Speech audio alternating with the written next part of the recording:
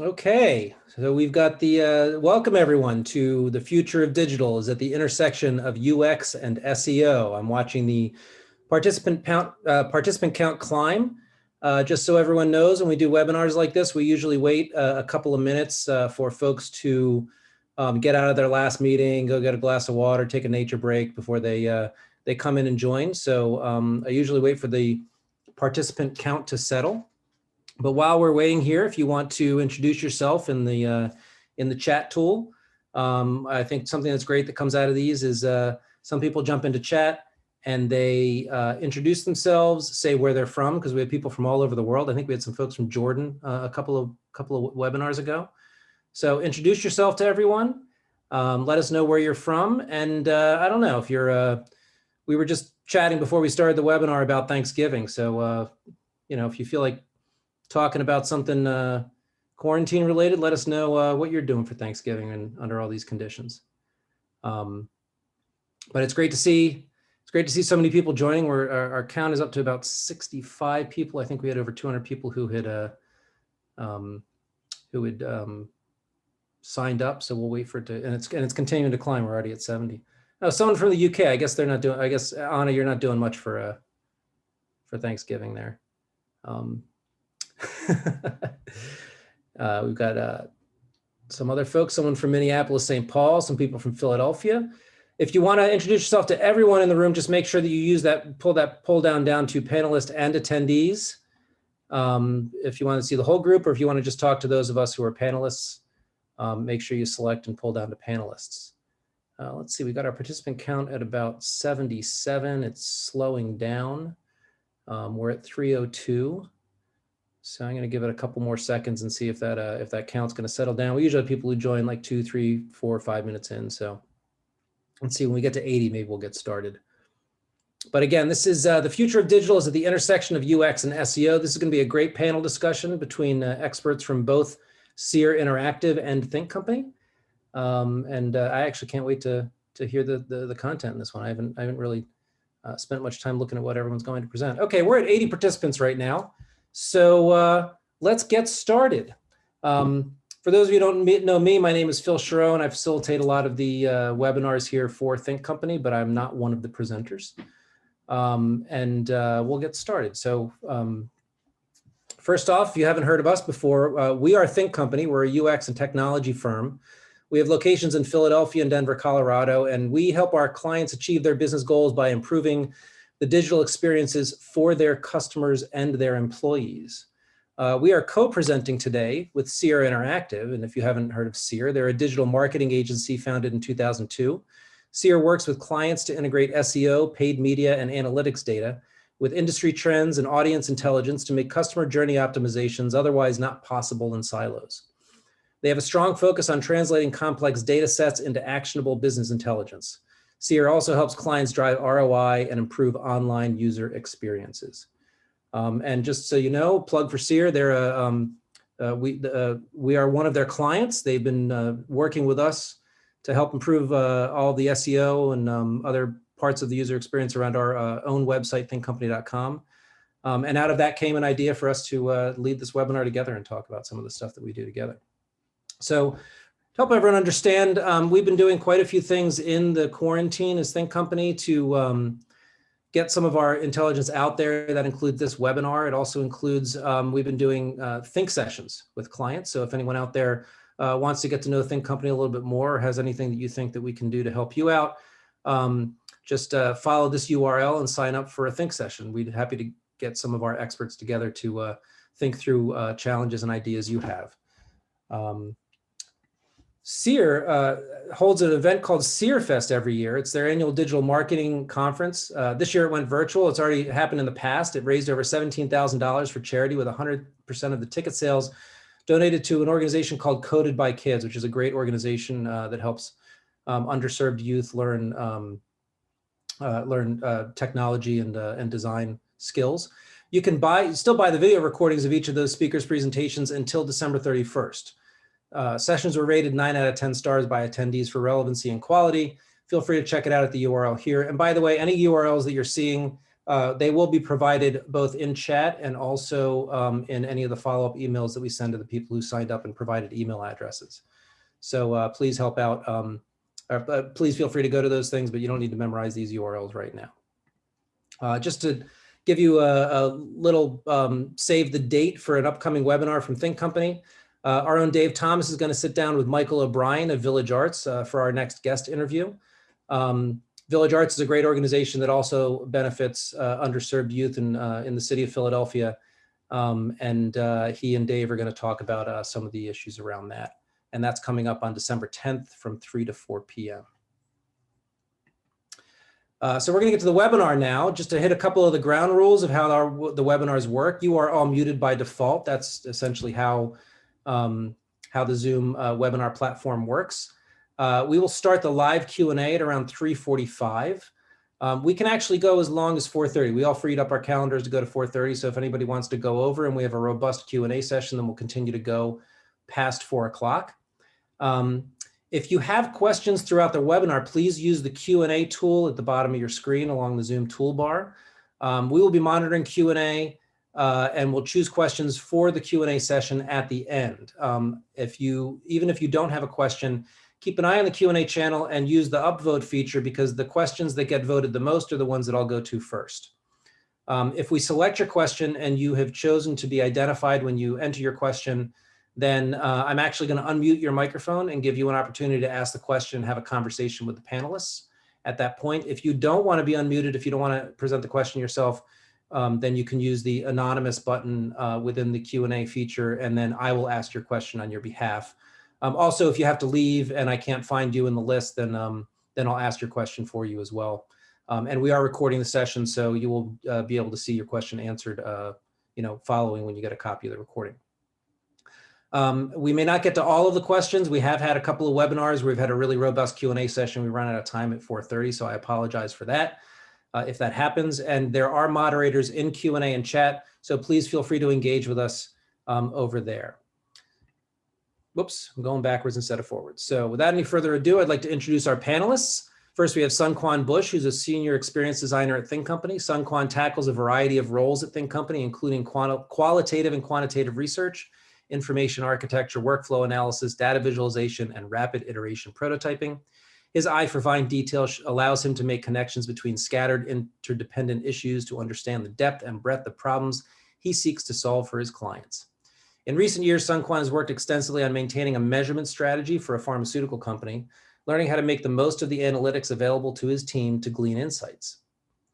Sharon Lunny is the SEO lead at Seer Interactive. She works with various industries, including finance, e-commerce, SaaS, to increase her clients' organic visibility and grow their business.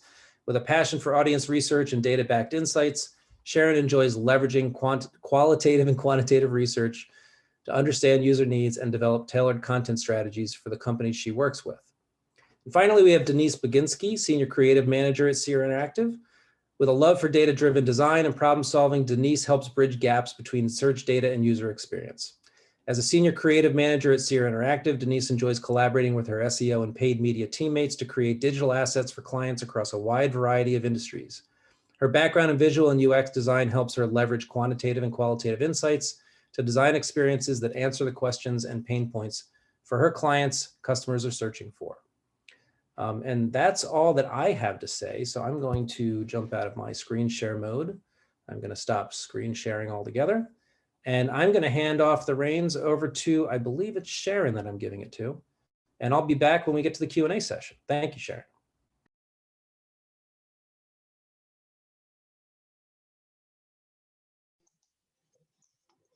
Thanks, Phil, for that introduction. Super excited to hop in today and talk to everyone here about the future of UX and SEO.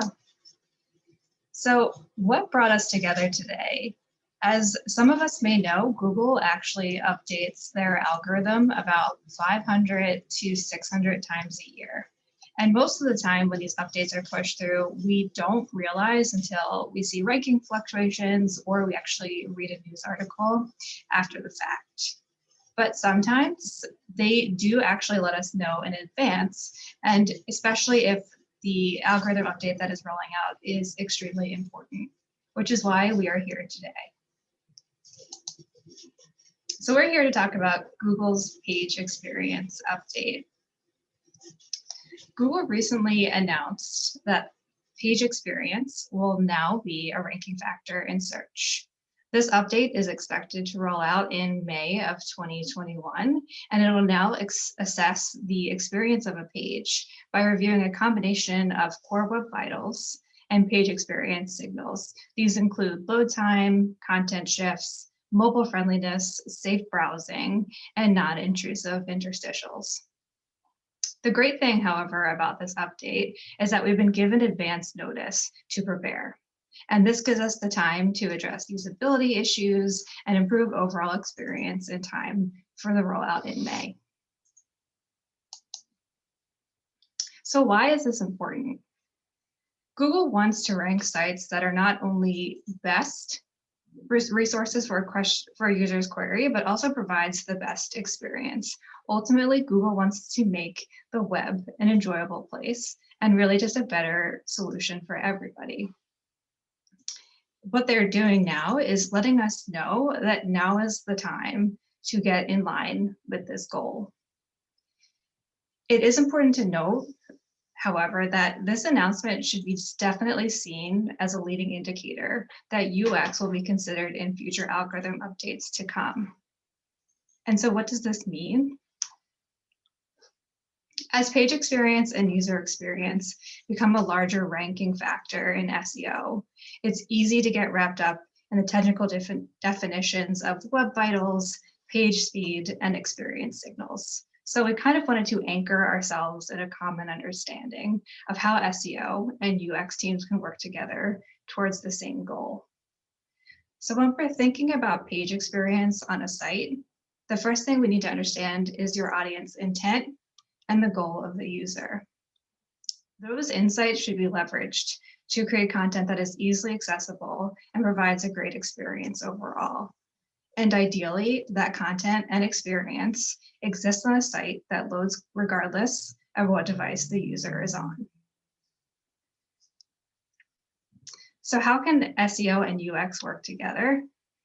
In order to set your site up for success, it'll be important to start building processes and identifying how to get your SEO and UX teams to break down silos and work together. One of the main things we can do is create a mutual understanding of our users and our goals. This includes understanding our audience and their needs, understanding what challenge and roadblocks exist and how to overcome them, and also identifying how we can work cross-divisionally to create a better experience for our users. I'll pass this over to Denise to walk through what this intersection actually looks like in practice. Awesome, thanks, Sharon. So what does this intersection of SEO and UX actually look like? So when we approach digital as individual teams, we are the experts. Responsibilities on the SEO side typically include things like benchmarking and a ton of research, including audience, keyword, and competitive research. So SEOs use their research to better understand the person behind the search and also the user search intent in order to inform a content and optimization strategy. Analytics and measurement can also help determine success and inform future optimizations. On the UX side, designers go through a similar process, starting with goal setting before moving into research and discovery. So this could include things like audience research, user interviews, competitor research, and UX designers will use all this research to better understand the user and inform a content and structural strategy for wireframing before moving into visual design and development handoff. Analytics and measurement, as well as additional user testing, can help determine success and also inform future optimization. So they both sound pretty similar, right? So where are the overlaps? What happens when you merge these two? Well, you get this really cool intersection point where our approaches to digital overlap, and it overlaps a lot. So it's here at this intersection point that knowledge sharing and collaboration can really be the key to better understanding our users' needs. So as individual teams, we are the experts, but as an integrated team, we can provide an even better digital experience. So let's take a closer look at that overlap. There are three main areas where knowledge sharing can lead to a better digital experience. The first one is research and discovery. So coming up with a research plan that leverages the strengths of both your SEOs and UX designers can help facilitate deeper and more connected insights and can also diversify perspectives. So at this intersection, looked at things like audience research, user interviews, keyword research, and competitor research. Each team can bring different things to the table in order to create that shared understanding of user needs. Thought tools like empathy mapping can help distill the research and data into an organized structure that maps out the tasks, feelings, influences, and pain points that your user might be feeling while they're trying to achieve their goal. So not only does the shared understanding help support and inform design and content decisions, but it can also help prime your stakeholders and your decision makers for approvals down the road.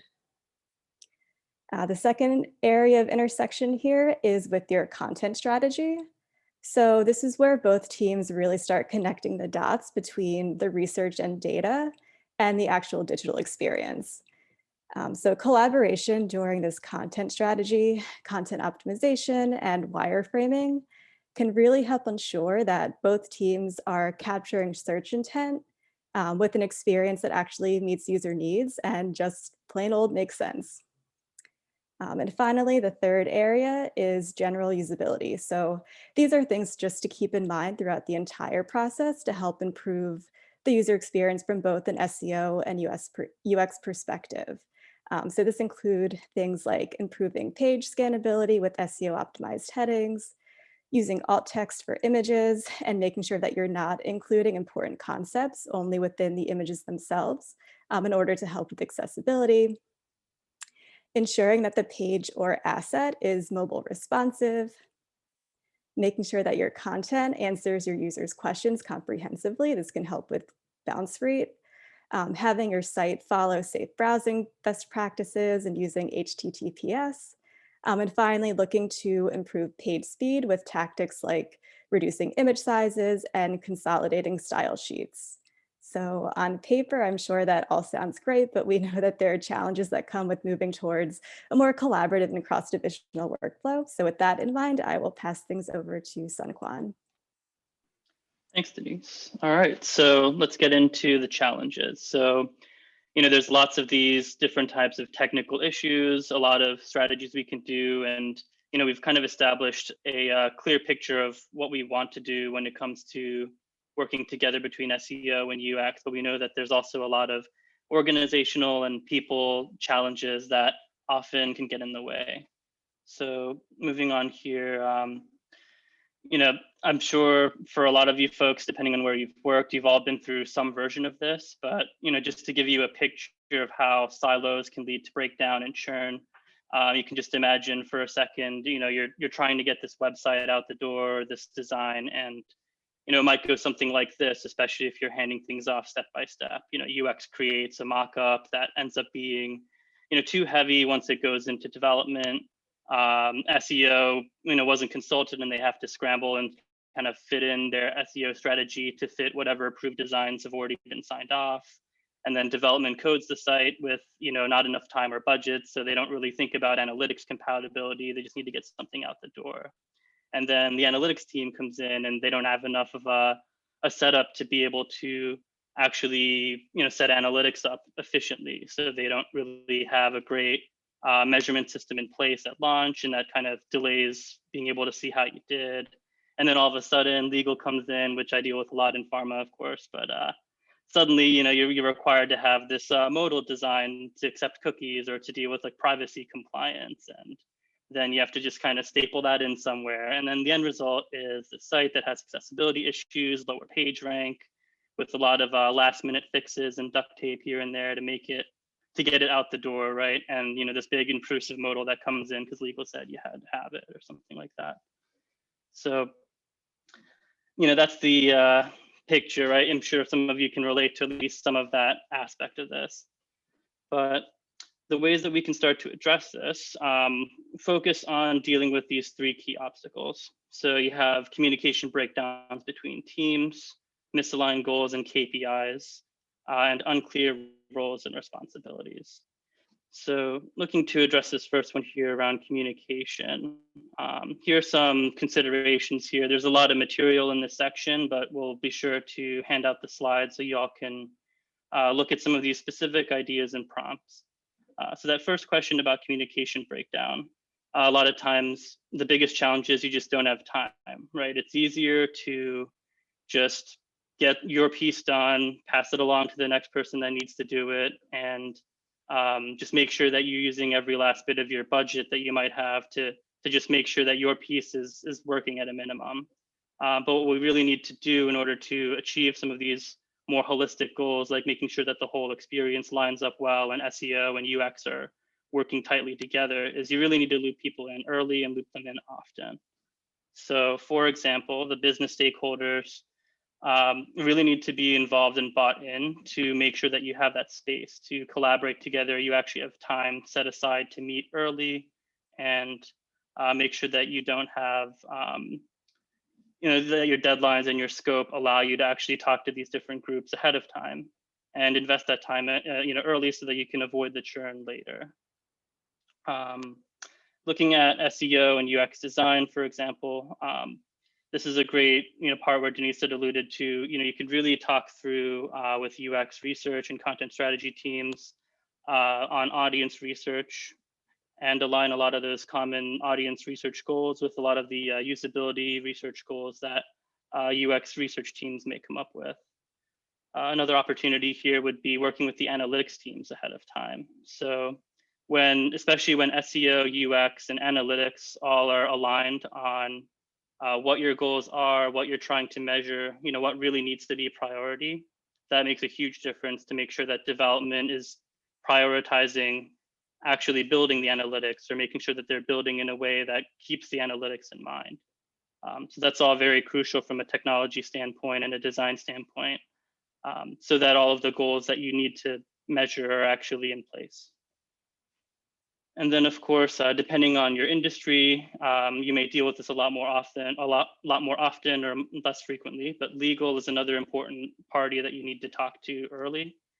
You don't want any surprises, especially right before it's about to go out the door, to have to make a bunch of last minute changes. So finding opportunities to bring them in early as you have concepts that you're about to bring into development. And then when you have close to a final product, can often help a lot, especially in pharma, for example. So moving on to the next challenge. So aligning on goals from the beginning. So another key area here to consider, there's some specific things that you can think about for each of these different organizations, depending on if you're in one of these groups in your company or you tend to work with this group. So with the business teams, the big thing you need to do is to kind of break this down. Why is it that we need to worry about this page experience algorithm? Tie it to how this affects their business goals. When it comes to the SEO team and the UX team, there's a lot of opportunity to collaborate more tightly, to understand the types of content that you need, and also really kind of balance the what do you really need for this experience to land well and for your audience to meet their goals here. And that's a lot of times a bit of a push and pull, right? Between, do I really need this modal? Do I really need to have this extra animation here and there? Or, is it getting in the way, or is it enhancing the experience? Is it worth the added weight that it puts on the page, for example? Similarly, for analytics, you're going to have the same kind of questions around, there's tons of different tools you can use to measure the performance of a page, but is the insight you're collecting worth the extra weight that it might put on a page? Like a classic example is heat maps, which are really cool to see where people click, but you might be adding a lot of page load if you keep that on there all the time. And then, of course, you're getting into examples of legal. Oftentimes, the one that may be most broadly relevant to you all is the GDPR or CCPA requirements to have cookies up on your site, or the ability to accept cookies. In pharma, we definitely deal with lots of different, compliance questions as well. But accessibility is also a big one that's becoming more relevant to a lot more folks, and people are aware of the lawsuits that can come into play if you're not compliant on the page. So being able to bring people in that and keep them looped in around those compliance issues ahead of time really gives you a lot more time to address those issues early. And then, of course, for development, the key thing here is bringing them in often, in order to make sure that they have lead time to prioritize their backlogs, to make sure that what you have scoped out to build can be broken out into a clear roadmap, so that you know what you need to launch and have all of those requirements budgeted out so that they can build it. All right, so touching on what are, now that you have some idea of those different challenges or those expectations, when it comes to addressing the obstacle of roles and responsibilities, there are a lot of different tools that you may already have seen in the past with some of your organizations, but this is really a case where some tried and true tools and methods go a long way. So for example, classic one is the RACI matrix, where you can see define who is responsible, accountable, consulted, and informed on each of these initiatives. So especially when you see something like on between SEO and UX, certain overlapping expectations, you can work with that specific team and make sure that they know, all right, well, we both do this type of research around the audience, but who's responsible for it, or who's kind of has the final say on how this content looks, for example. There's all these finer questions you can define with a RACI matrix to really clear up a lot of that ambiguity. Next up, you have the project brief. So this is more of that, the guiding light, the North Star, this is why we're building the site. These are the goals. And really to make sure that every team you loop in can quickly reference this project and what you're trying to do, especially if they're more on that like informed column, for example, where they may not really know what's going on until you've looped them in to just ask them a specific question, for example. And then, of course, another classic thing to do is any sort of project management tool, especially if you do get to work more closely as a team, to be able to split out your, who's doing what. This might be more common on like a smaller, tighter team, or maybe SEO, analytics, and UX get to be, working on the same team. But it's of course very important too if you're working on a larger team with a lot of different folks as well. And finally, the other one here that's would be exciting, and we don't often get to do it as much as we might love to, is cross-training. So the more that, say, SEO folks understand the goals and what UX folks do, or SEO UX folks can understand how SEO teams work, the more you're able to anticipate when you should be bringing people in, where you might recognize like, hey, I don't know what to do here, but I know who I can talk to, and I know what questions I can ask to make sure that we get this right. So overall, the big takeaway here with a lot of this stuff is that the root of it is that you really shouldn't just have a handoff between SEO and UX and any of these other teams to development or analytics, for example. Keeping open lines of communication are really crucial to make sure that you can always reach out and kind of anticipate, and because you're not going to be able to predict every problem that comes up, but you want to be able to communicate and get these problems resolved early so that it's not just a scramble at the end and last minute surprise. So awesome. I'm going to, oh yeah, there we go. So we'll hand it off to Denise to talk through an approach and more of a summary here. Awesome, thanks, Sunquan. So we looked at the intersection points. We looked at some challenges and how to overcome them. So let's take a look at what this new approach can actually look like. So at a high level, the workflow can look something like this. So definitely want to make sure that you're baking in periods for knowledge sharing and internal reviews at every major milestone, which can help facilitate that collaboration between both divisions and all the additional teams that would go into working on a project. So starting with the discovery phase, it's important to make sure that all teams are looped in from the very beginning while you're benchmarking and setting goals. So this can and probably should include more people just outside of SEO and UX. So think about your content writers, your developers, and any additional project stakeholders or decision makers. And I know that getting all of these people in a room and aligned at the beginning can make it seem like it takes a lot of time to get things started or get off the ground, but it can definitely help mitigate a lot of those challenges that Sun Quan was mentioning when you have your siloed teams. So this phase is where the majority of your research happens. So it's important to build in time to share and analyze that data. So schedule some face time to review your findings together. Each team has a unique perspective. So this is really where that magic can happen, where you can get together, put your heads together and discover those deeper insights and connections that you might not be able to see if you're just looking in your siloed team. So the second phase is ideation. So this is really when the thing that you are creating is starting to be defined with a content strategy and a wireframe. So this is a great spot to build in a formal internal review period, just to make sure that everyone is still aligned and on the same page before you're getting too far into the next stage, which Sun Quan will walk us through.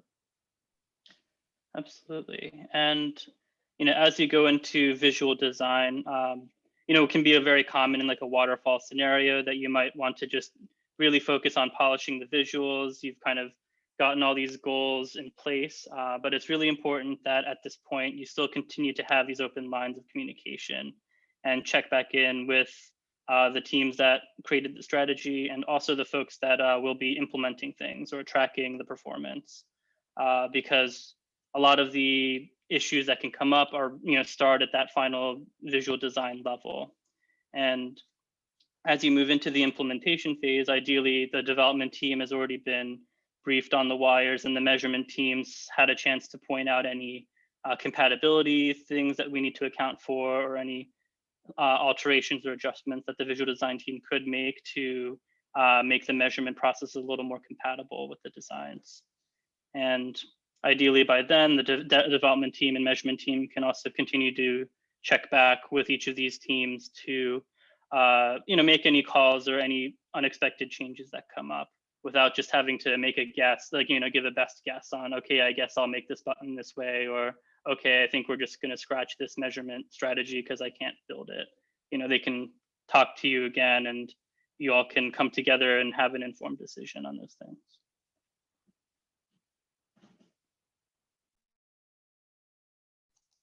So digging a bit further into the discovery phase, this is really where a lot of that foundational groundwork is set for the partnership between SEO and UX. And exercises that are included in this phase can include goal setting and audience research, competitor research, and so forth.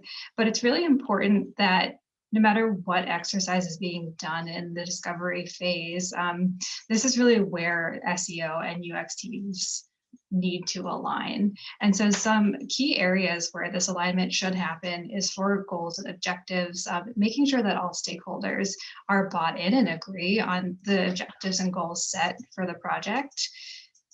Also dividing and conquering the research plan so that everyone knows exactly what they're tackling, how they can share insights when they should meet together to share what they've learned and even help improve the research from the other teams. And then scheduling walkthroughs to actually do this sharing of data for qualitative and quantitative data findings. Make sure that everyone is aligned with scheduling and what their expectations are in time for that meeting. While it's really helpful to break out those high-level themes from search data, don't be afraid to give your UX team the raw data either. It's always good to give them those high-level insights, but if they want to dig in and see everything that there is, don't be afraid to send it over.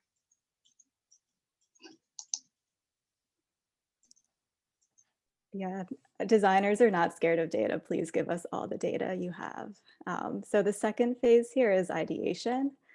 This phase can include developing your collaborative content strategy. And this is when that thing that you're building starts to get its structure. So an optimized content strategy can really be your UX designer's guiding light during wireframing.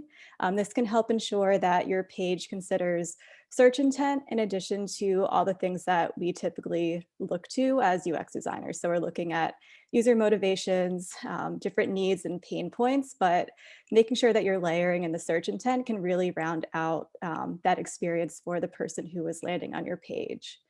And because this can help create a better user experience overall, it can also naturally lead to more conversions.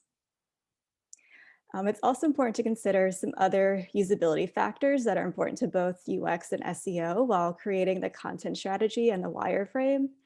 So this would include minimizing different structural content shifts, having a solid internal linking plan. So making sure that you're thinking through any ripple effects with how you are linking to other pages, thinking about, content cannibalization and things like that.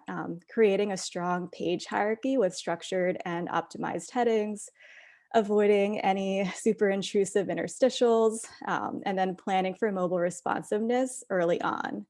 And then, of course, always make sure that both SEO and UX teammates are looped into each initiative at the stage in order to ensure that the end product is balancing both the needs of your SEO team and your UX team.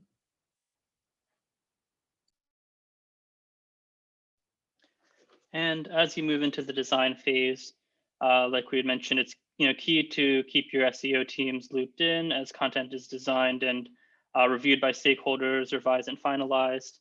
And an important part as well is to remember that a strong visual design does can also keep users engaged and help increase conversion. So it's not just about just a pleasing interface, but it really can be about translating into those goals, meeting those goals. So specifically, a conversion is like when you meet a specific set of goals on the page.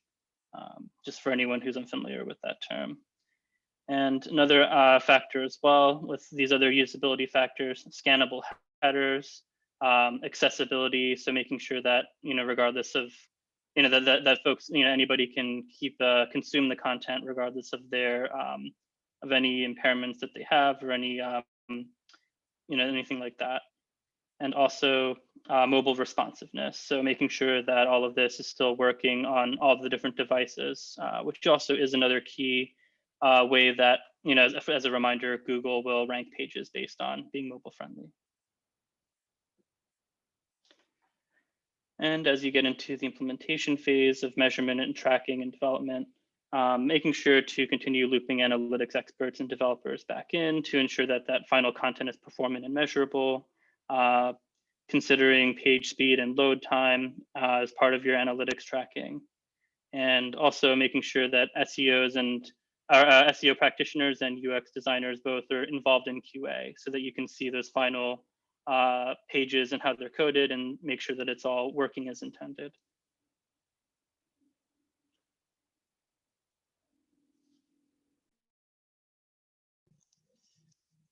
So in order to break this down even a little bit further, there are many ways that you can start this process.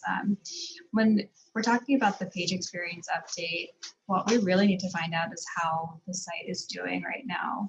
Are there pages that are performing poorly? Are there pages that are performing well? Which ones should we optimize? What's the priority? And there are a lot of tools that already exist that can help you identify these areas of improvement. And some examples of those, and we have links to them in this presentation for you to view later, are the Core Web Vitals tool in Search Console. You can leverage Google's Page Speed Insights tool, or even set up heat mapping software such as Hotjar or Crazy Egg.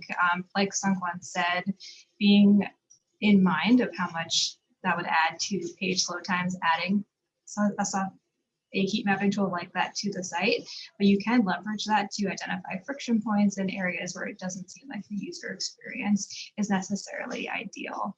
And you can really loop in the UX team at that point once you have those findings and have which pages do need that assistance and improvement. Yep. And then on the UX side of things, you can also start with your UX team to approach things from more of a general usability standpoint. So this is where your UX designers can conduct different things like a UX audit or a content audit to help identify different priority pages or site sections that should get improved. So your designers would look to things like general usability and accessibility guidelines. They might do something like a competitive analysis to see how your site is stacking up to competitives and taking a look at even who's ranking in your competitive space, looking at just a different industry research and studies done that are relevant to similar page types or page structures that you're using. And then any additional marketing or audience research if that's available. So this is where some of that fun stuff that Sharon was mentioning, we're looking at things like heat mapping or click maps and stuff like that, just to get additional user data and usability data to help make that recommendation. But like we were mentioning the whole way through, it's still critical to loop in your SEO team into this process. And they can help you define that content structure that is optimized and also addresses search intent, and making sure that there's no other ripple effects with anything on like the tech SEO side, or anything like that with your cross-linking. So either way you start, you'll probably need a method to prioritize the work for implementation. So a ranking matrix is one tool that we've used to help systematically prioritize where to start.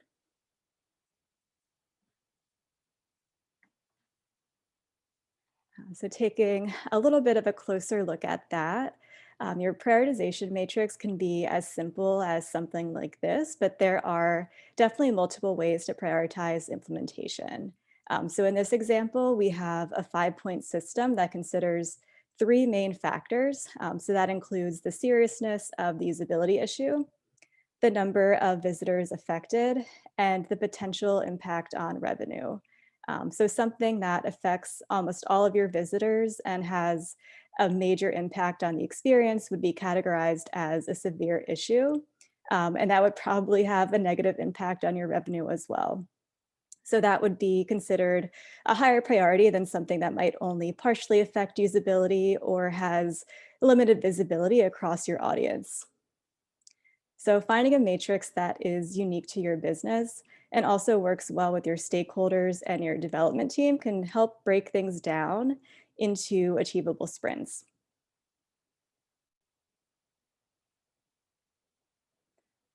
So there's definitely a lot of cross collaboration and some new processes to figure out. But at the end of the day, when we look at that intersection point, we find that we're really all working towards the same goal. And that goal is just to make the web better for everyone. And with that, I think we could hand things over to Phil for Q&A. I'm back. Great talk. It's funny because I take notes. I list out my own questions when we do these webinars, just because I have questions, and I always give priority to the questions of the audience, obviously, because this webinar is not for me, even though it should be. There's just some things that stood out that I thought I'd highlight around this. Like the one thing which I love to point out when we have talks with experts like this, is that I feel like at some point in almost every business-oriented conversation folks have, they point out that like alignment of goals across all of your stakeholders is probably the most important thing to achieve. And it's almost like there's some sort of like problem out there in the business world of people don't realize this is the issue. And there's nothing to say about that except that like, boy, that happens all the time, doesn't it? It's like I think that's the biggest challenge that anyone in any design industry have to deal with. So, and not just design, like in any business situation. So, but I'm going to get into our questions. We've got a whole bunch of questions. I can't even count them, but I'm going to go to the first one in the list, and it's by Anonymous, but it has been upvoted by a few folks. So this question is, this process looks great for developing new pages or experiences, Would you apply this process or portions of this process on assessing existing pages? And do you have any best practices for assessing or improving existing pages that you'd like to highlight? And I think this is great because this is sort of one of the reasons why we brought Seer in to work with us on our site. So I don't know if Sharon, you want to run with this first or someone else? Yeah, I can definitely hop in here. So the tools that I did mention at the end, such as the Core Web Vitals report and Search Console, PageSpeed Insights, those are really great to leverage for existing content on the site. Especially in SEO, a lot of what we do is optimizing existing content. We can still leverage audience research, keyword research during that process, and just loop the UX team in or your designer as you're going through that. You can use those tools to assess how that page is performing. If it does seem like there may be page speed issues or usability issues, that's when you would loop in UX, and you can share the goals of that page with them, get their insights on how to improve it, and really work from there. So, you know, in the ideal world, UX and SEO would always work together. I think most likely it'll be going back to existing content and fixing places where that collaboration didn't happen from the get-go. And I'll open it up to Sungkwan and Denise if they want to add anything there. I can layer in a little bit on that too. So when we look at new pages, we'll get an SEO outline from our SEO team. But when we're looking at existing pages, we'll often get something called an SEO audit. So this is where they're going through and making content recommendations and restructuring things and reordering and taking things out and just shifting things around, adding new content. So of course, there's going to be ripple effects to the page layout and what that page structure is. And there might even be additional ideas for interactivity or other things that can improve the user experience. So oftentimes that's when we get looped in from our SEO team to take a look at what they're doing and then just brainstorm on ideas to help improve that page experience. And just to touch on the perspective from the Think side, a lot of times this is also an opportunity for us, our user research teams with our clients to get some really specific changes or updates to test out and work with a narrower audience after, say, like a content strategy or SEO team has had a chance to provide some opportunities. And that's another aspect of this too, is that you can also use this time to have like ongoing iterative research from a qualitative perspective. Another important piece here that a lot of people tend to miss when you're redesigning a site is this is also a really crucial time to check on, how is the measurement on that site built today, and whether, what you're going to update is going to break it. Because even sites that had a really great measurement plan in place, years back, often just break as soon as you change a couple buttons. So that's a perfect time as well to start reaching out to your analytics team, especially for existing content. Yeah, I think those are great answers, and just having been a witness to how that's worked for existing content for the Think Company redesign work that we've been doing and refinement work we've been doing. Like Denise said, designers love data, and it's just another source of data. So suddenly you're not just getting information on the content performance itself, but designers are having conversations with SEO experts around what they're expecting, the performance metrics are for a specific page, and they can start experimenting with other things like something as simple as moving a CTA or adding another component within that page that doesn't really change the content at all, but it's helping us help that content perform a little bit better. Not only that, but also like I have things that I've created on Think Company's site that now our SEO research is coming back and saying like, hey, here are the keywords you really should be targeting, and here's some suggestions on how to improve that content itself. And so I have an evidence-based editorial input, which I don't think we've had in the past, which is great. Great. Let's move to the next question. I'm actually going to jump to I think Leda Hughes. Let me find her in our list. And Leda, I'm going to unmute you, and if you want to ask your own question, you are now hopefully allowed to speak and live with the team. Hi there, can you hear me? Yep. I think mine was about content cannibalization. I just wanted to understand what that meant. I'm a UX designer, so I've been doing a lot of research on my own about SEO, but I'm a newbie. It's great. Thank you.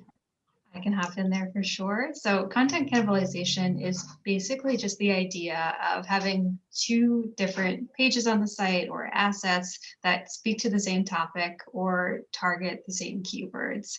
Ideally, there's just a single resource that talks about a specific topic on the site. So when you do have two separate entities on a domain that have similar topic focuses, it actually can hurt you from a search perspective, where you can see decreased rankings for both of those pages. And if you just merge them together into a more comprehensive single resource, your rankings could actually improve from that.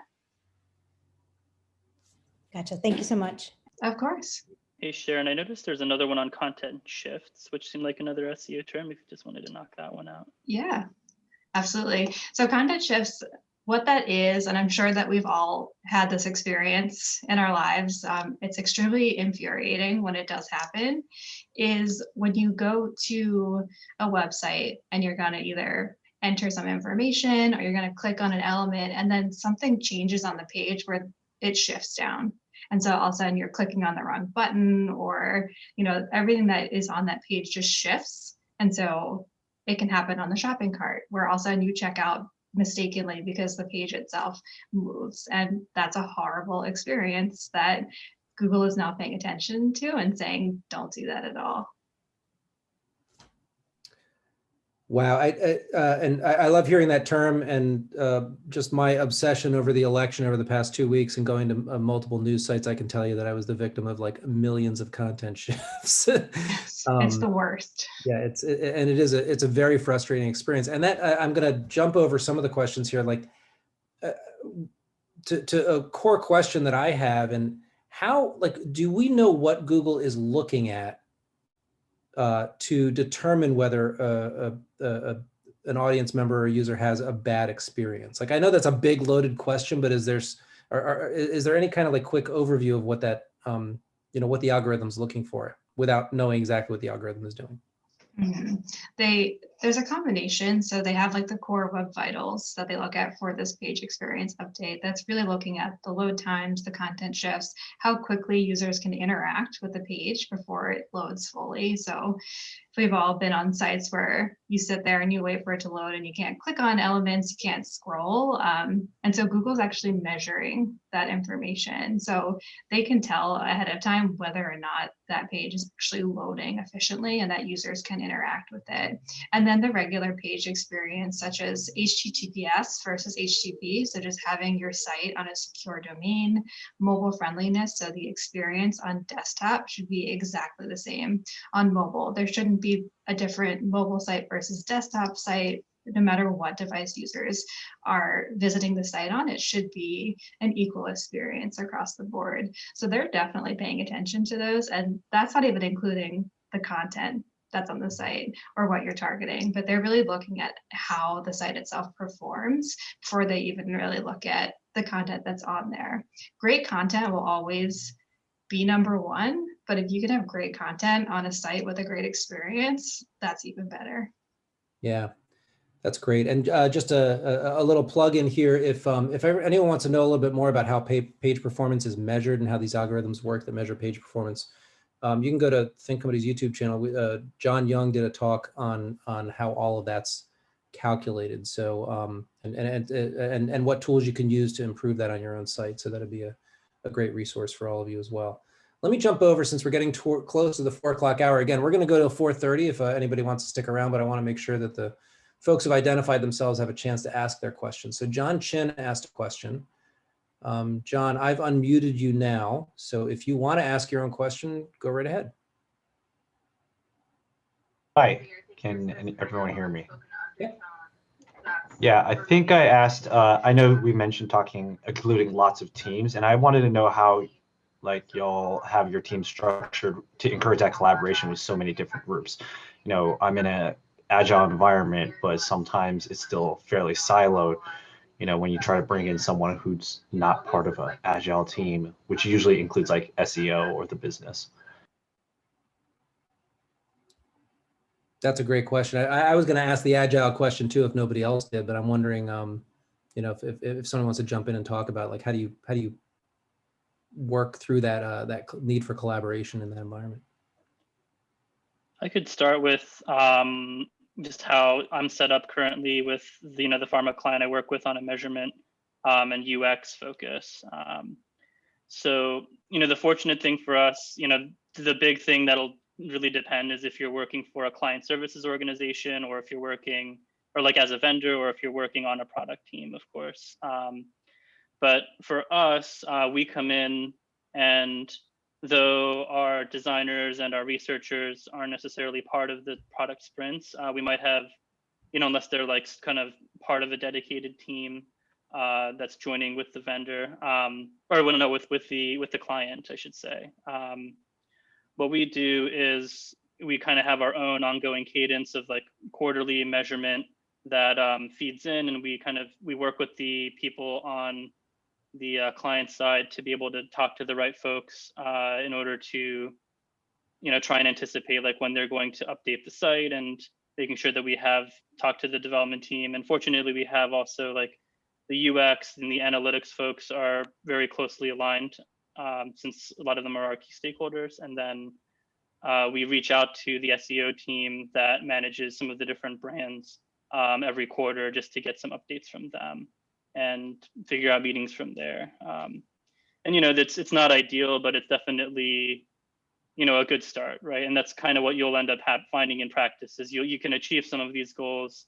It's gonna take time to be able to get more of that collaboration in, but you kind of find it where you can and keep reaching out. That's the biggest thing for us as vendors working with a client.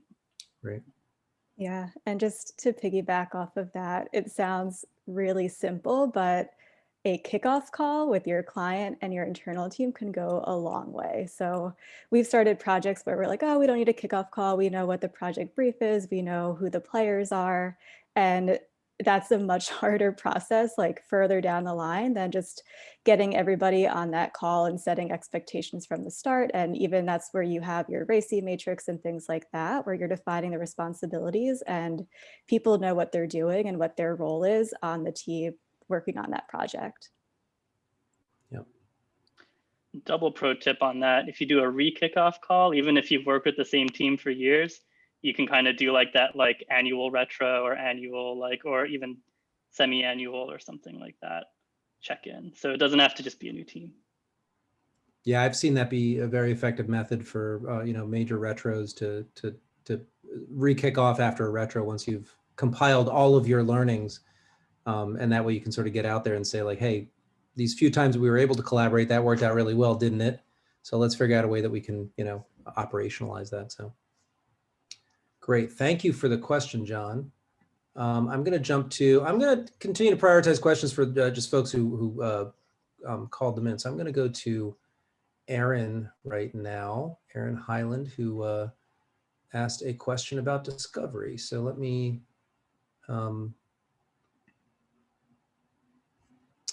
unmute Aaron. Did that work? It did not work. Hold on.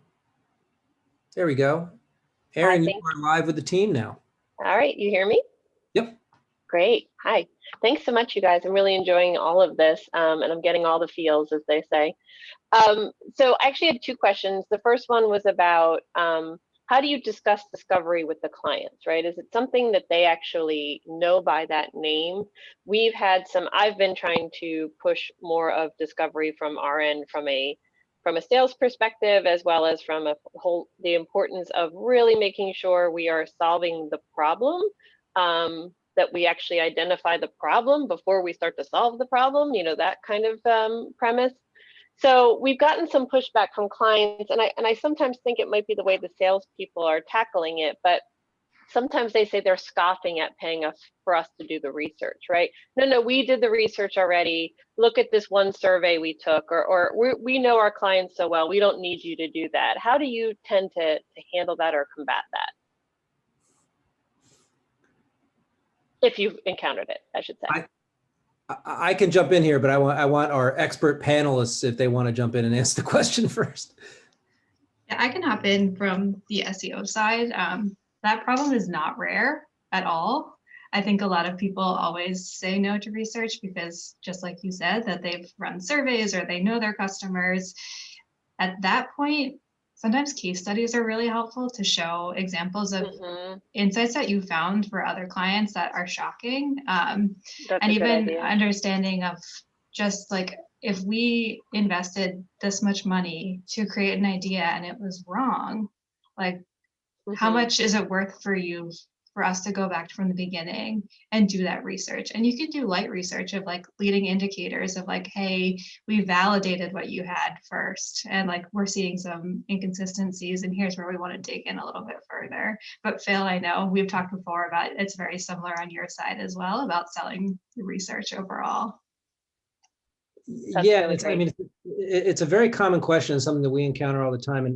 And honestly, like, I think the perspective of going and saying, hey, yeah, we're going to do our own research, and we're not going to accept the work that's already been done, or the thoughts that you have, is like, that's kind of unacceptable. Like if you were having a house designed and the architect said, I don't want to hear how you want the house to work.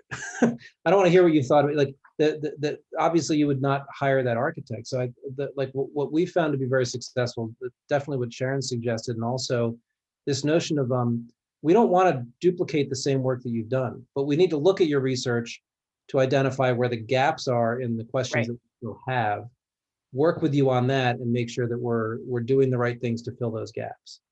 I think a lot of times it comes down to a financial investment that they either sunk in the wrong place, or that, it's the same thing as, we're going to cut out the cost, so let us do the writing. That's another thing that's one of the first things to get redlined. And, we're often pushing back saying, we're going to have to rework that content, right? So maybe you need to just let us be a part of the ideation, the structure, So it's interesting to hear how, it's good to feel that you guys have a shared pain there, but that there's also a way to combat it. And I think talking about, we've done this before, we've heard what you're saying before, but let's show you some evidence on how that went wrong, and point to the dollars if it's really about the dollars. Yeah, I mean, and I mean, the last advice I'll give is that works really well, is to say, let's take the research that you've done, and we're going to build a quick and dirty prototype. And then we're going to go out and we're going to test it in front of people, because this is an iterative process. Design is not, you make one decision and go out. And to go back to the architect's example, like, architects show you blueprints, then they show you models, then they show you 3D walkthroughs, then they build the house. All along the way, you're making revisions. So let's do the same thing. And what's interesting is a lot of clients, when they sit through that first sort of prototype testing stage that you're doing, or design validation, as we call it, they will say, oh my God, I learned so much more now, because now they've got something real in front of them, and clients start to actually want to do more of that type of activity. So it's another strategy to take towards it. Yeah. Thank you. We are big on testing at Seer, and I think it's kind of like almost a sneaky way, because when you're testing something, that the whole project is the research. So it's like you are baking in the research while you're designing, and then you get learnings from that project, which is really cool. Yeah. Great. Well, thanks for the question, Erin. This is a great conversation. I'm going to move on to another attendee. Let's see. We got a question from an anonymous attendee. Oh, wait, John asked a follow-up question to content cannibalization. If he's still around, I'm going to allow him to talk and ask that. John, why don't you ask your follow-up cannibalization question? Yeah, so with cannibalization, marketing needs a lot of time. There's landing pages, paid search pages. There's a lot of things that might not be connected to the site index. And I guess, how does user experience and kind of information architecture look at those pages that might be one-offs or for very specific needs?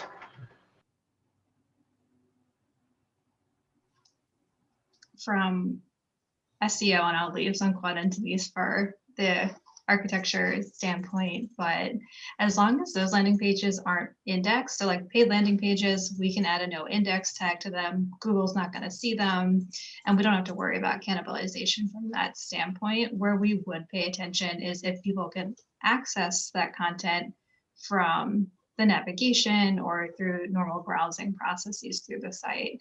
So always being aware of, if this is a dedicated landing page, does it make sense if users get to it from another page that they may land on via organic search? If it is something that is just for paid or just for email, it's perfectly fine to have that live on the site if it's targeting the same content, as long as we just have a no index tag on that.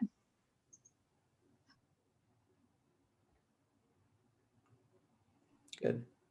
Yeah, and from a design oh, sorry. I was going to say, is there anything to add? Oh, yeah. Yeah, I think from a design perspective, you know, like, or from that information architecture perspective, I think the biggest thing is, you know, when you have opportunities to test, you know, another good reason to plug iterative testing is, you know, if you see, you know, get an example of that landing page or that marketing page, you know, are they clearly able to find, you know, if you make that a task to test out, are they able to find that other page or that other content? Or even if you're testing out the information architecture from a more holistic standpoint, you could do stuff like tree testing, which Optimal Workshop is a really great tool for that, where you could see like, well, based on these categories, am I able to, you know, find, you know, is where I put the content matching where users are expecting to see the content, for example. Yeah, those are great tips too. All right, I'm going to jump to one of the anonymous questions. I forgot to scroll up and I noticed there's a question that has 3 upvotes. So that's pretty high. So this anonymous question is, what about teams that don't have dedicated UX or SEO practitioners? How can practitioners or team leaders be better champions of either UX or SEO without a dedicated role? Kind of putting all of us out of business, but if anybody has any, anybody has any suggestions, I mean, we're all interacting with organizations that don't have people who are dedicated to our work. So what have you seen work and not work to help make the case for UX and SEO? I'm going to plug the Seer and Think blogs first. Great resources from agencies that do this day to day. And definitely, you know, we're here to educate people, make the industry a better place. So, you know, there's other agencies that create great content that you can leverage and learn more about UX and SEO overall. From an SEO perspective, Google is a really great place. They have a lot of resources. They announce updates. They tell you what to look for when updates go out. And there also are industry specific resources that we can actually provide after this if there are like specific blogs that you want to look for or go to for SEO resources, and just a high level understanding so that you can communicate the concepts is really all you need in order to just understand the importance of SEO and why it should be a consideration. But for UX, I'll pass that to Denise since I'm on. And I think also looking at case studies too can help you prove that value. So looking, like, I know Seer and Think Company both has case studies for both sides of it. So looking where there's proven results for a project and finding, you know, one in your industry or something that's similar to the project you're working on, it can help make that case to either pull in some additional support or even start building a team in-house if you are interested in going that route. But from our side of things, we often will have to interface with our client teams. So there's a lot of like cross-team collaboration that has to go on. So just making sure that you are considering what the other team has and can bring to the table, and, you know, not trying to steamroll like what you want or what you think is right, and making sure that that collaboration, whether it's internal or with your client side, is also happening.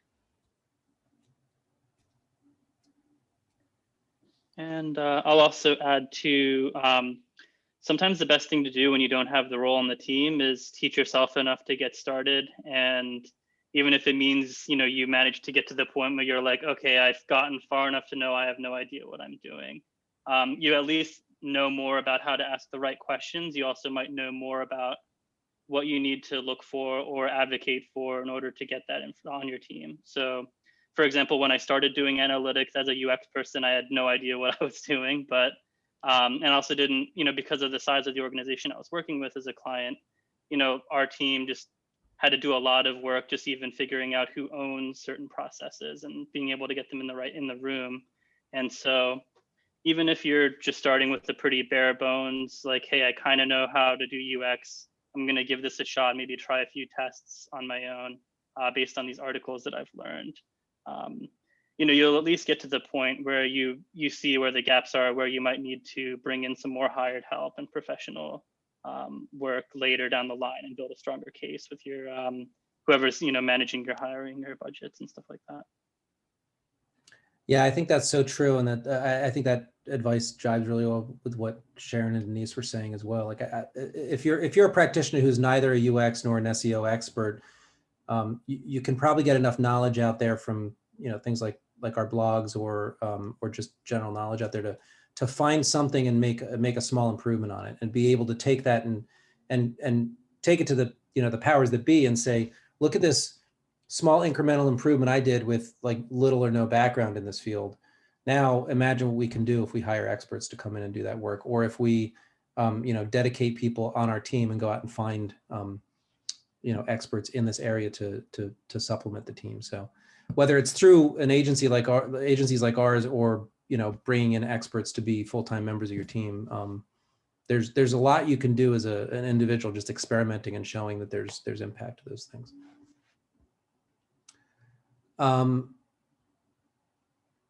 And I'm gonna there was actually another question around, for those of us who don't know much about either UX or SEO in our current roles, what are your recommendations for getting educated during downtime? I think Sharon and Denise kind of covered that with that, and when we'll definitely put some resources together for that. So I don't know if we want to spend any more time on that question, but I'm gonna move that question on and go to, do you have any recommendations for showing the basic ROI of better UX and SEO collaboration, maybe to help leaders understand the importance of working together and cross-education? And this is such a loaded question, but I'm wondering if if any of you have had the opportunity to sort of try to make that ROI argument in any of the work that you've done, specifically around collaboration.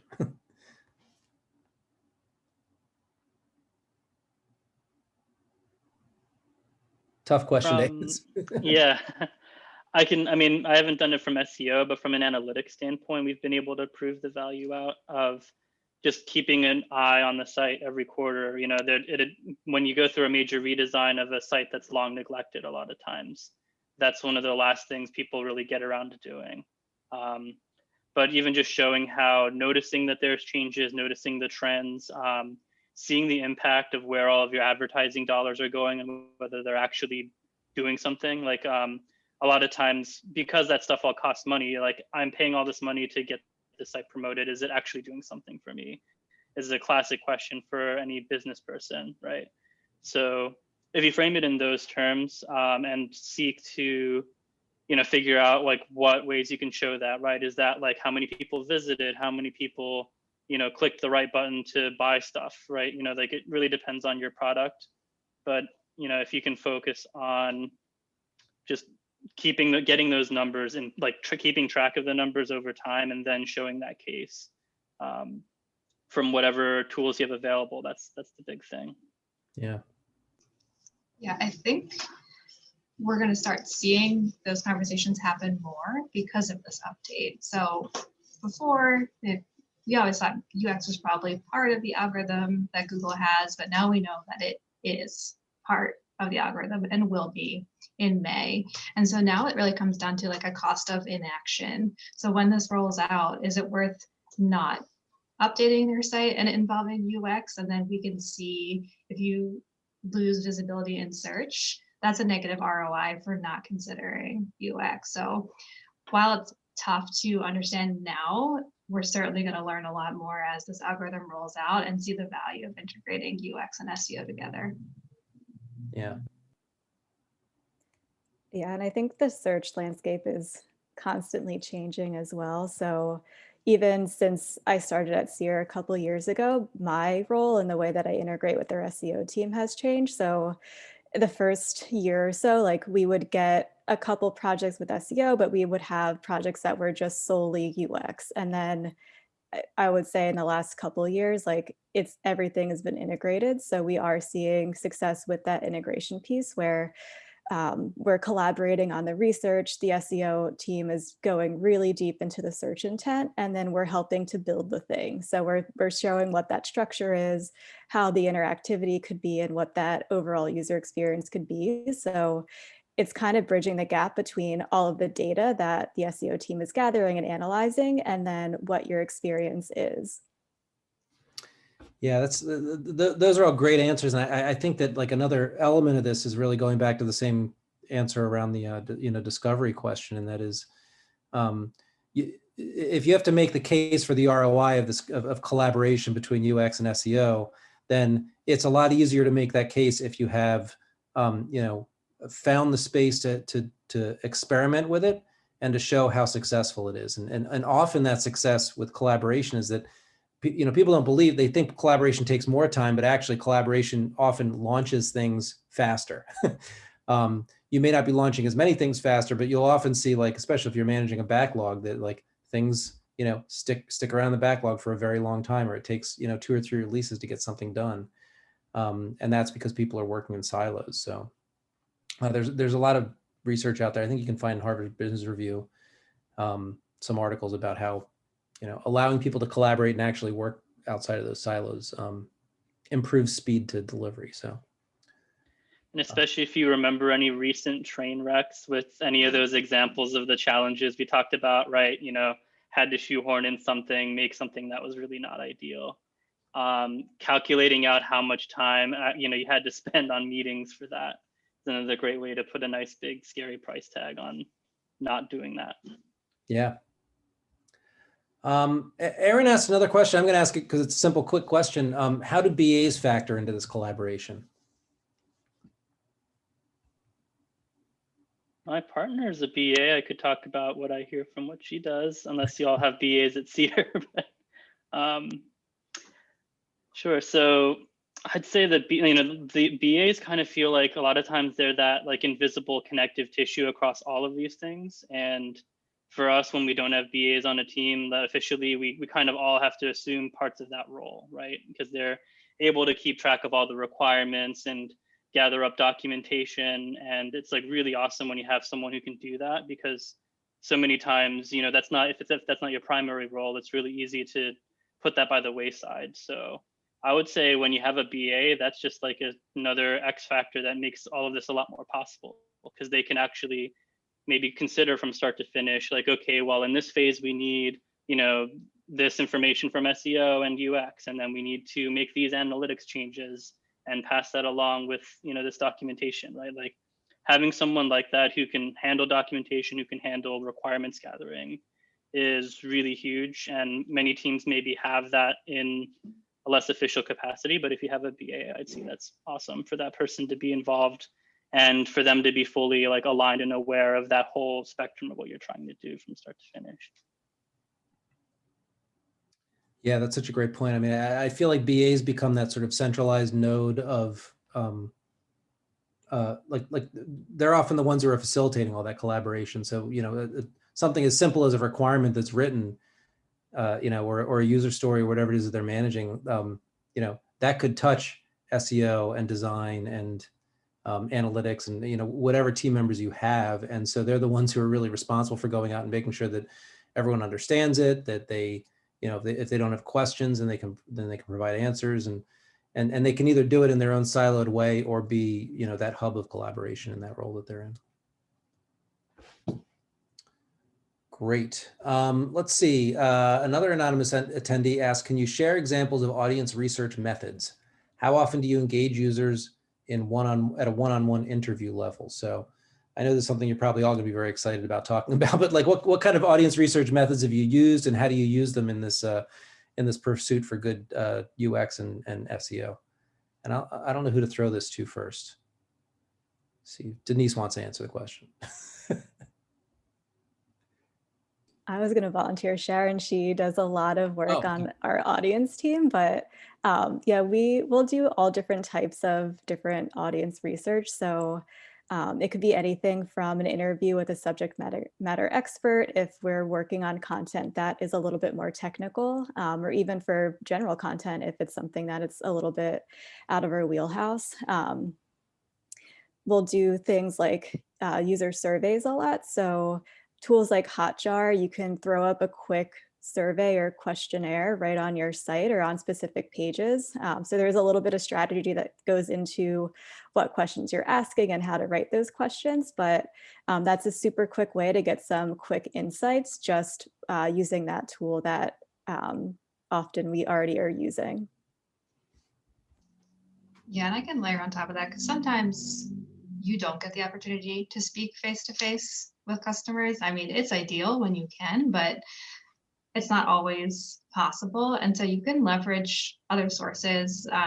There's data that exists online. You can scrape Reddit forums, which we do often at Seer, just seeing what people are talking about, looking at Twitter and kind of doing that large data analysis grabbing just to see, the language people use, what their common questions are, and then keyword research itself is really a form of audience research when we're looking at what are people searching for, when during the year do they search for it most, are there anything that's trending right now in Google search, and so we can leverage those to also get a better understanding of our audience. That's great. Sanquan, anything you want to add to it? I think you might have. Yeah, and so from the perspective of analytics, if you happen to have logged in users or a login experience, that's a great way to very clearly know like what type of user is coming in if you have like segmentation on your audience there. So any internal analytics that you might have available can be really great to add that insight. And from the perspective of when you do have the ability to talk to folks in person, it could be a couple, great classic method, of course, is the in-depth interview. If you just have a series of questions to try and understand what people need. If you're trying to understand more about, how do they think about certain pieces of content, or like, how do you, mentally organize this stuff? That's a great opportunity for something like a card sort, which is where you have like a bunch of loose cards with ideas or navigation, and then you put them together, ask them to put them together in a navigation, or tree testing, where you have a navigation you've built based on maybe a past card sort or your first guess, and you ask people to say like, well, where would you expect to find the Q&A page or the this type of thing, and they'd have to click and pick that out. So those are a couple good tried and true testing methods to just get a sense for what people are thinking or how they think about stuff. Yeah. I think just one other thing to throw out there is, if you have the ability to do this, just any kind of A/B testing, which you can do through like really formal A/B testing platforms. But even if you want to compare, some design changes you're making to a page and push it live to one page and compare that page to a page of similar, traffic and design, and see, is it going to perform better? Like you can do all different kinds of tests like that, where that's audience research. Like when we talk about audience research, people often think like, oh, we always want to talk to people, but there are many ways that you can, like Sharon said, that you can form hypotheses and test them out. And if that's what you're doing, then you're doing research. So I'm going to go to, we have two more questions left. One I think I'm going to skip, and I'll explain why in a second. But the second to last question is, as experienced marketers, we're well aware of the importance of SEO and solid UX for our clients. However, we work with a lot of small to mid-sized businesses, and the investment in SEO and long-term SEO engagement is not easy. So what recommendations or language do you share with hesitant clients or prospects? This is essentially about making the business case for SEO. So Sharon or Denise, I'd be interested to hear what kind of strategies you have around that. Yeah, I mean, it's a big question for sure. And it is a difficult conversation to have because SEO is, while it is so prevalent, I don't think a lot of people think about it. I mean, it's always good just to think about Google and people searching. How many times do you search on your phone for an answer? How many times do you find something online? How many times do you purchase something online? People are working really hard to make sure that their product or service is the first thing that you see. That's the way that the world works now. And sometimes it's really easy to take a step back and don't think about SEO or keywords or page speed, and just say, like, if someone is in the market for the product that you sell, do you want to be there? Or do you want your competitor that is investing in SEO to be there first? It sounds really simple and high level, but that's really how we get to it. And then we can talk about the strategies, and then we can talk about how we get there. But it really comes down to business goals and whether or not you want your company to succeed in organic search or not. Yeah, I think competitive research is a really good way to show that. And it could be as simple as typing in, something that your business is helping users to do, and then seeing your competitors have that first spot, second spot, third spot, and it's like you're not even on the first page. Like, what is this costing you as a business to not be showing up here? And then how can we improve that, which would be SEO strategy.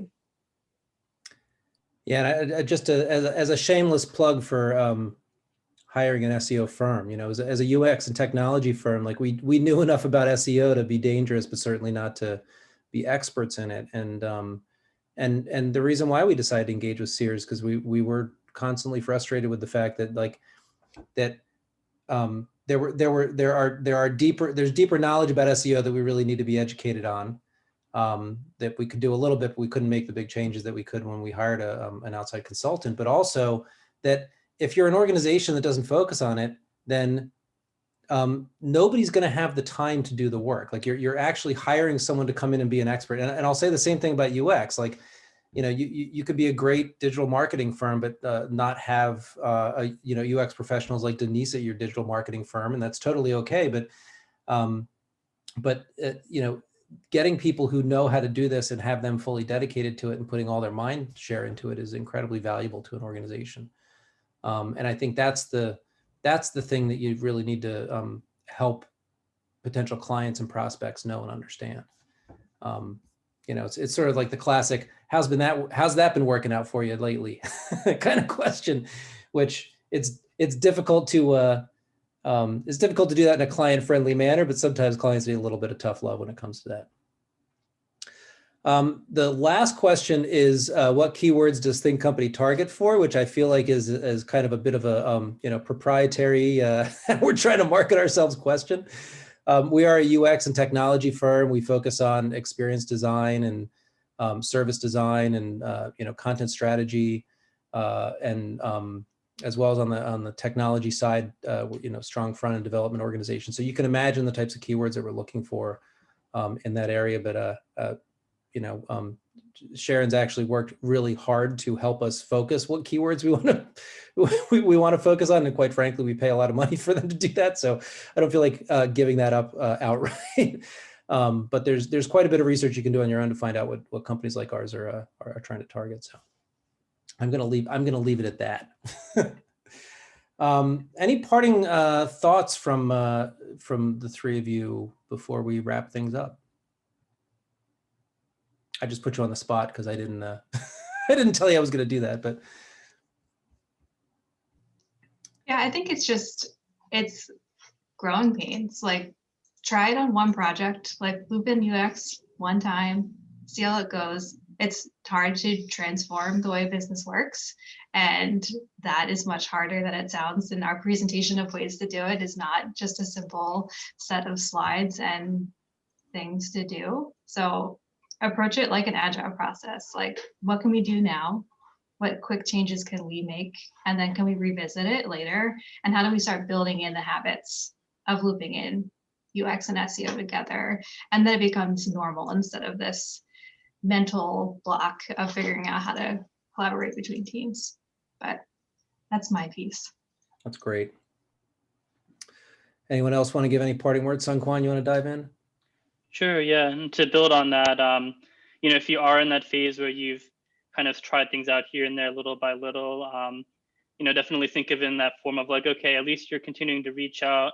Eventually, you're going to get to the point where, say, if you're in a big company that has a lot of vendors, you might just need to make sure that you're talking to the person that kind of manages the budget and the time and the scope of what they're hiring for, and make sure that that becomes more official. So, after you've started with those like baby steps of talking to people and making that an ongoing thing to reach out to those teams, look for an opportunity to make that an official process that has money behind it as well. That's great. Any parting words of advice, Denise? Sure. So I think the fact that Google announced this update is an indication that UX and SEO will probably merging a lot more in the future. So I would say look to that intersection point being even more prominent moving forward. So like Sharon and Sunquan were saying, any way that you can start now is a good place to start. So even if it's small incremental changes to your process, or just looping in your one UX designer that you have, or your one SEO, or if you're trying to cross-train yourself, I think any little starts it's a good starting point. That's great. The great way to close it out, to take a loop us all the way back to the original impetus of this thing. So just to close out on everything, I'm going to share our wrap up slide here, just so everyone remembers. A follow-up email is going to be sent out to everyone with links to everything that Denise, Sharon, and Sunquan referenced. We posted some of these links in chat, but they're going to come back through the follow-up email. There is a survey that will be in there. We'd love to get your feedback. We try to improve all of our webinars based on that. So we'll be sharing that with Seer so we can all get some information on that. You can get in touch with us through our the contact page on our website. You can get in touch with Seer by emailing what's going on at seerinteractive.com. And just don't forget that we have an upcoming webinar interview with Michael O'Brien from Village Arts coming up on 12/10. And with that, I'd like to thank Sharon and Denise and Sunquan for their time, and everyone else who stuck around for the webinar. Thanks, Phil. Have a great Thursday, everyone.